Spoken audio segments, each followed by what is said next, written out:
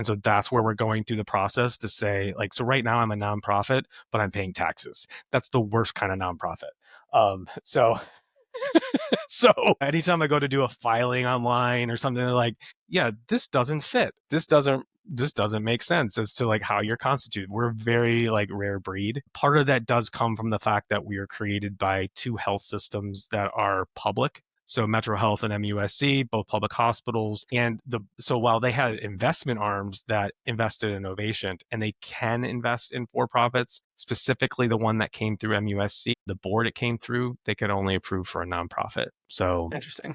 yeah. I just wanted to bring it up because it's not every day I can talk about a unique structure like that. Like it's not every day that everyone's thinking about changing to a different corporation structure, right? And why? So thank you for that background. I think it's interesting. When I saw all the stuff happen with OpenAI trying to, switch to I actually wondered if they do it and continue to do it well, if that would become a more common pathway for certain people, because there are some advantages, right? Like in terms of like IP and being able to, although maybe not if, your structure, that's a funny way of putting it, like a nonprofit that pays taxes, which is like the worst nonprofit structure to be. It's funny.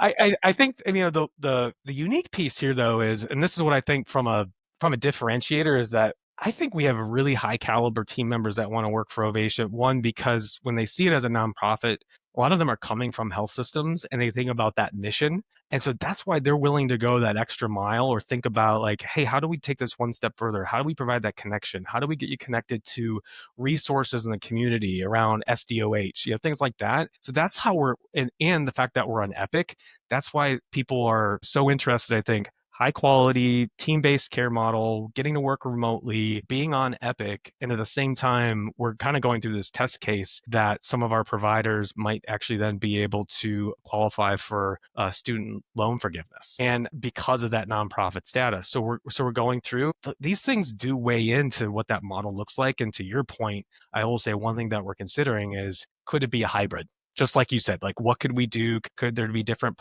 portions that we're focused on? Maybe it's around the technology and scaling that versus the care model.